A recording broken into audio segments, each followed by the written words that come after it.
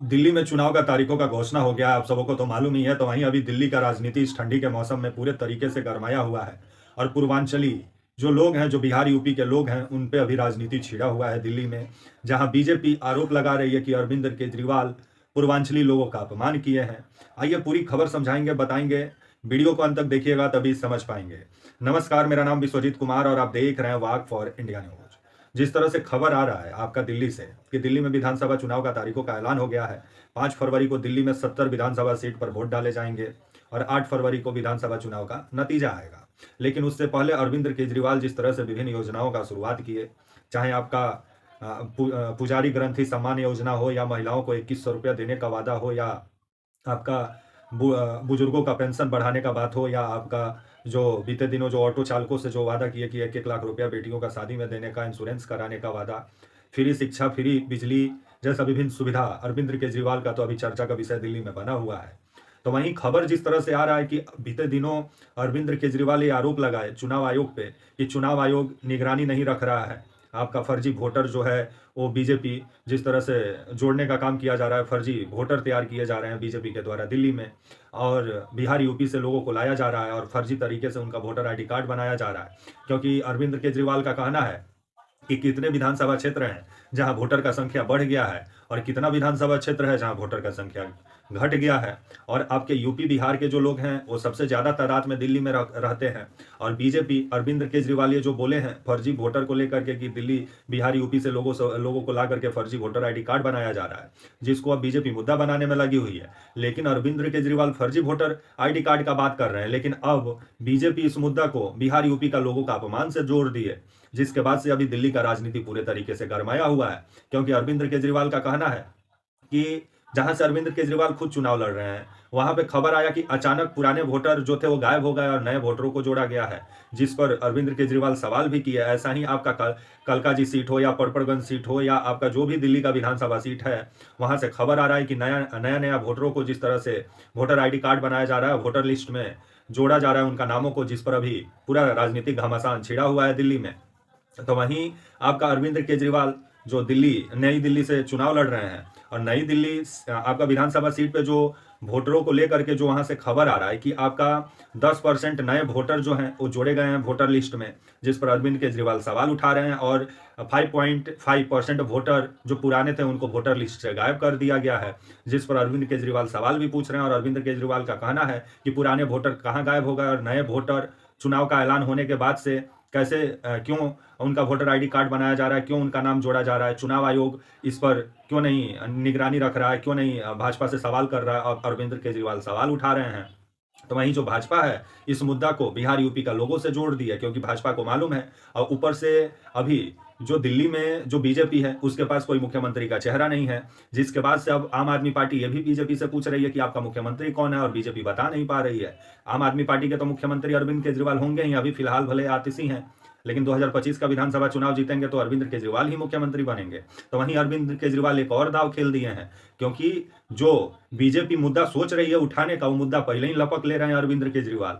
अब जिस तरह से जाटों का मुद्दा को उठा दिए हैं दिल्ली में अरविंद केजरीवाल, और इनका कहना है कि अगर इनकी सरकार आई तो मोदी जी से अपील करेंगे, और चिट्ठी भी मोदी जी को खबर आया कि लिख दी है अरविंद केजरीवाल की दिल्ली में जो जाट हैं उनको आरक्षण मिलना चाहिए, जैसे राजस्थान के जाटों को मिलता है दिल्ली में आरक्षण, तो ऐसा ही दिल्ली के जाटों को क्यों नहीं आरक्षण मिलता है सरकारी नौकरियों में, इनको भी आरक्षण मिलना चाहिए। जो आरक्षण का मुद्दा उठा रहे हैं अरविंद केजरीवाल, तो बीजेपी पूछ रही है कि अब अरविंद केजरीवाल को याद आया 10 साल तक अरविंद केजरीवाल कहाँ थे।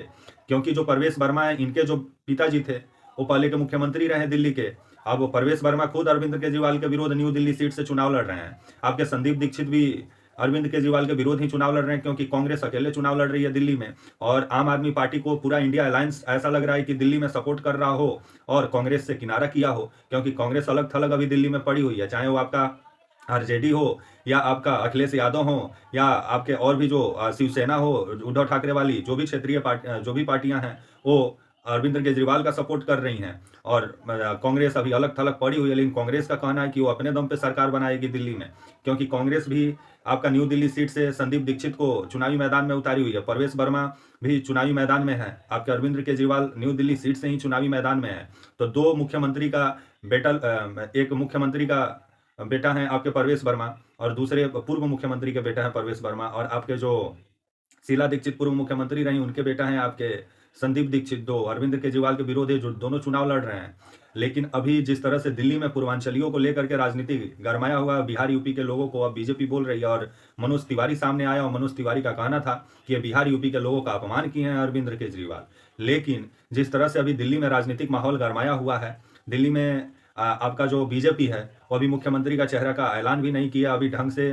पूरा प्रत्याशियों का लिस्ट भी बीजेपी की तरफ से 70 सीट पे जो प्रत्याशी चुनाव लड़ेंगे उनका पूरा लिस्ट भी अभी जारी नहीं हुआ है। सिर्फ 29 लिस्ट बीजेपी जारी की है। खबर आ रहा है कि 41 लिस्ट कहीं 41 का नाम कहीं आज बीजेपी जारी कर सकती है। तो वहीं ये भी खबर आ रहा है कि आपका 70 विधानसभा सीट पर तो अरविंद केजरीवाल सबसे पहले नामों का ऐलान कर दिया प्रत्याशियों का, और आपका जो कांग्रेस है वो भी 47 सीट पर प्रत्याशियों का नाम का ऐलान कर दिया। बचा हुआ जो सीट है बहुत जल्द प्रत्याशियों का नाम का ऐलान हो जाएगा। लेकिन अभी दिल्ली में जो राजनीतिक घमासान छिड़ा हुआ है कि पूर्वांचलियों का कौन अपमान कर रहा है कौन सम्मान कर रहा है, तो अरविंद केजरीवाल का कहना है क्योंकि पूर्वांचली जो हैं वो 30 से 35 सीट पर दिल्ली में अच्छा खासा प्रभाव रखते हैं और इनके वोटों पर सबका नज़र है, बिहार यूपी के लोगों का वोटों पर। और बिहार यूपी का जो लोगों का जो वोट है वो जब से अरविंद केजरीवाल दिल्ली में मुख्यमंत्री बने हैं तब से उन्हीं के साथ रहा है, जिस वोट को बीजेपी अपने तरफ करना चाहती है। लेकिन क्या इस मुद्दे के सहारे बीजेपी कर पाएगी, आने वाला समय ही बताएगा। क्योंकि अरविंद केजरीवाल फर्जी वोटरों का बात कर रहे हैं तो बीजेपी इसको